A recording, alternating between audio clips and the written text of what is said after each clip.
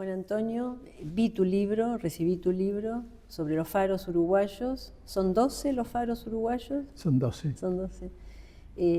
La verdad que me pareció un libro muy completo, que reúne mucha mística, fantasía, tiene un prólogo muy especial y después todo el desarrollo del libro.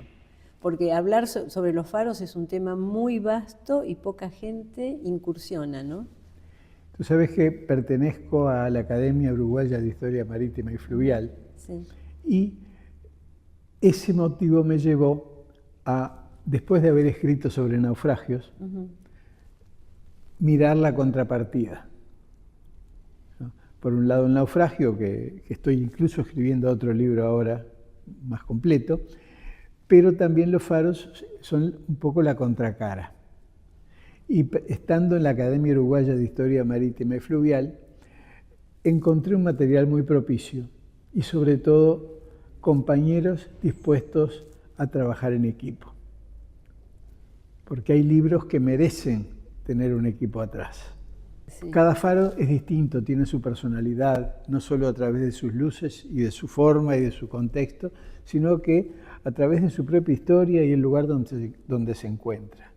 Y por eso mismo es que es interesante haberlo encarado entre 6 o 7 estudiosos, a los cuales yo dirigí un poco las cosas, pero en realidad cada uno le dio su propia impronta.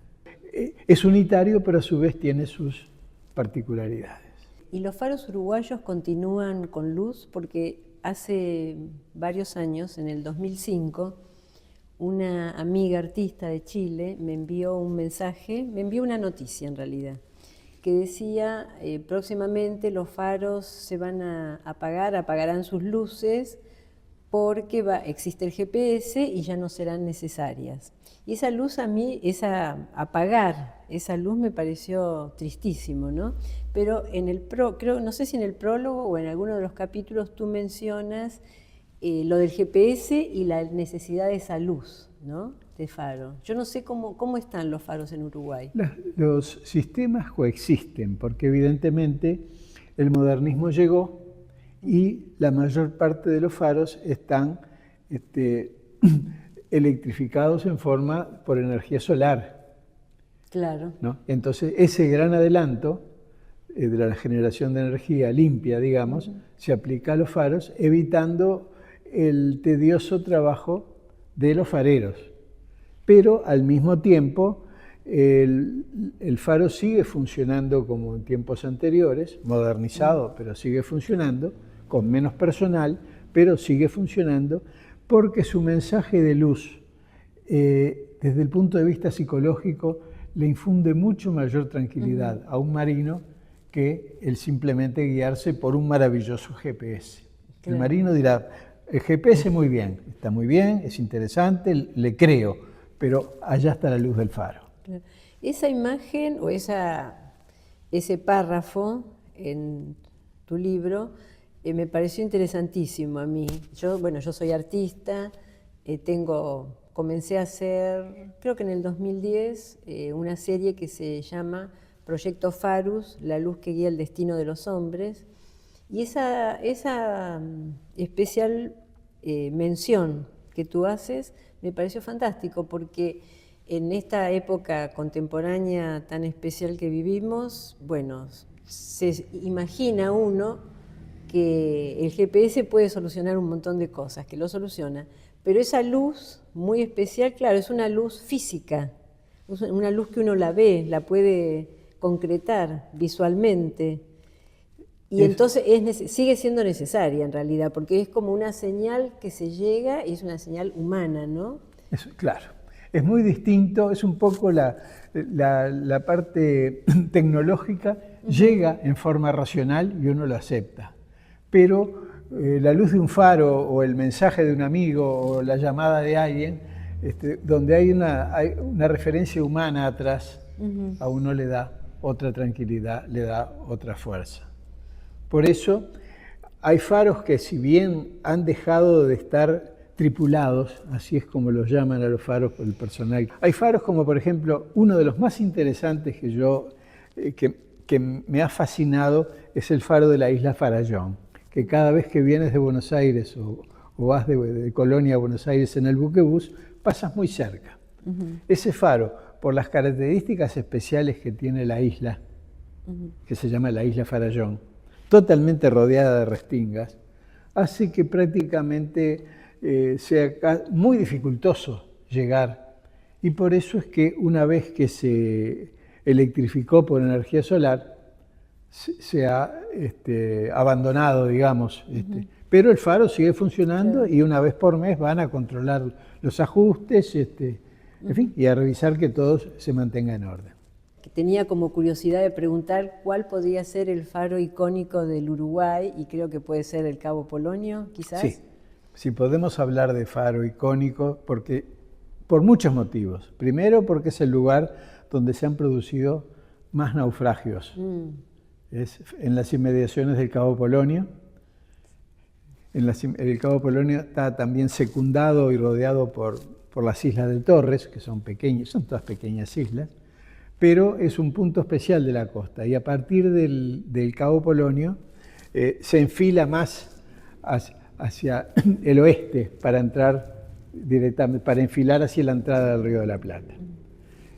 Pero además el faro del Cabo Polonio, por el lugar donde se encuentra, por el faro por la punta, como paisaje, como entorno, como lugar donde vive una comunidad humana distinta y donde está declarado parque natural. Entonces la gente para entrar tiene que entrar en vehículos especiales que van a través de los médanos.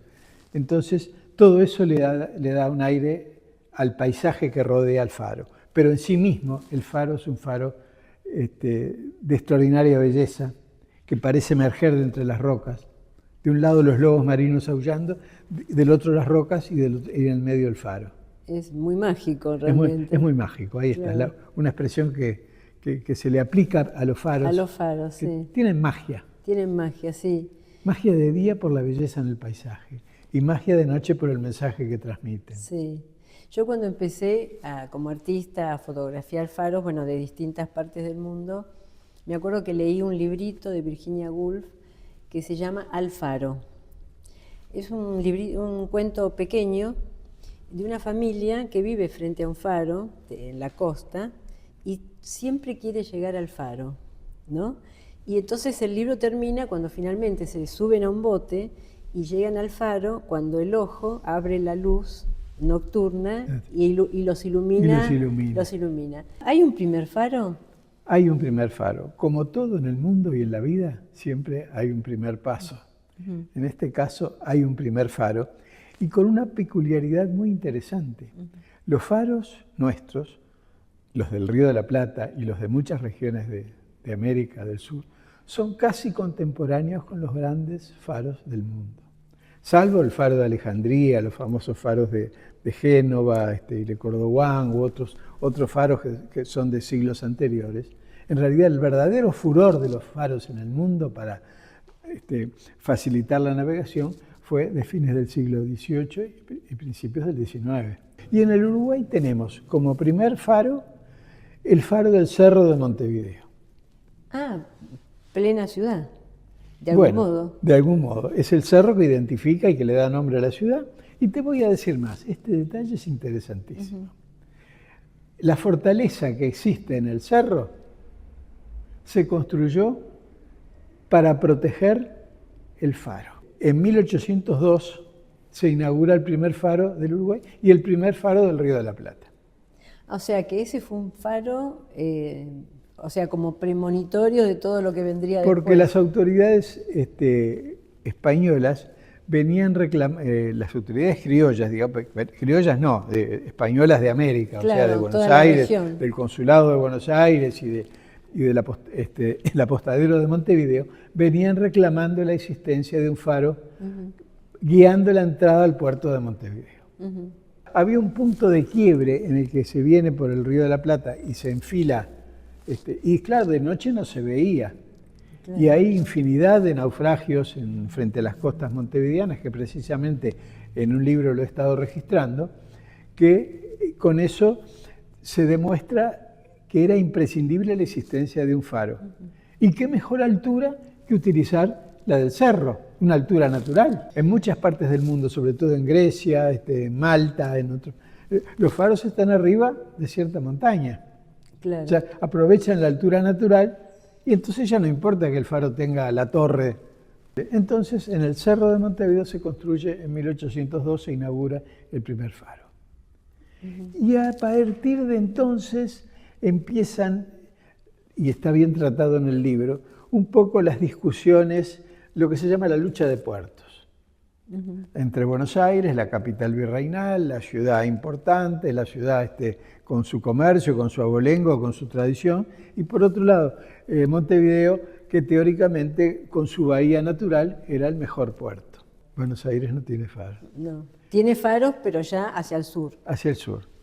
Creo que hay uno indicativo a la entrada del río Hay como donde una, nace claro. Un faro en medio del río de la Plata, a la altura de Carmelo, por ahí un poco más claro. abajo, que está del lado argentino. Y también en la isla Martín García hay un faro. En la isla Martín García hay faro, sí. Bueno, pero entonces, ¿qué pasa? Pero no alcanzaba con el faro del Cerro de Montevideo, porque en las noches de tormenta, en las noches de bruma, no se veía, no era fácil distinguirlo. Entonces, las autoridades montevideanas reclamaban por un faro en la isla de Flores. Y mirá qué interesante. Y no por la isla de Flores, porque el peligro no era la isla de Flores. El peligro era el Banco Inglés, que está al norte de...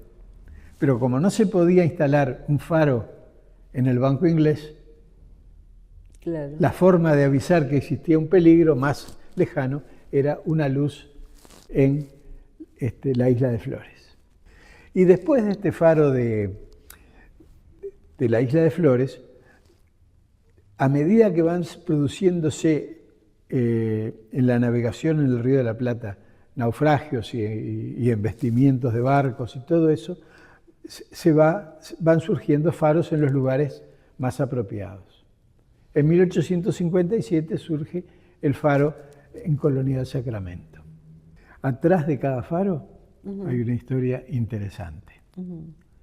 Así como atrás de muchas personas que no lo parecen hay una historia interesante, atrás de los faros siempre hay una historia trágica, romántica o de esperanza. Siempre. Hay que saber encontrarla, pero siempre hay alguna historia. Por eso es que atrapa tanto a la memoria colectiva, al sentimiento colectivo de la gente. La gente queda fascinada por los faros. Es una pequeña luz en la Tierra, pero realmente en medio de un cosmos y de una inmensidad. Pero es una pequeña luz con misterio, es una pequeña luz que, como digo, de día representa un paisaje, representa un lugar hermoso, un lugar inaccesible, muchas veces inaccesible, pero de noche se transforma solo en una luz. Queda convertido en una luz de esperanza, una luz que guía. Sí. Uno de los faros especiales que yo hice durante el trayecto de estos años fue el que yo le llamé Faro de Víctor Hugo. Tiene un nombre, es un nombre inglés, queda en el Canal de la Mancha, en la isla de Jersey, y es el faro donde se refugió el escritor Víctor Hugo de Francia cuando tuvo problemas políticos con Napoleón III. En ese momento él decide, y a mí me resultó muy interesante, él no se fue lejos, se fue cerca de Francia, se fue a la isla que está más cerca, si bien es inglesa la isla, está más cerca de Francia que de Inglaterra. Y ahí vivió en una casa donde en realidad veía el faro. Y el faro de la isla donde él habitaba miraba hacia Francia. Yo vi en su libro, Juan Antonio, también que hay una parte que tiene que ver con los artistas que interpretan los faros o que acompañan esas historias de faros.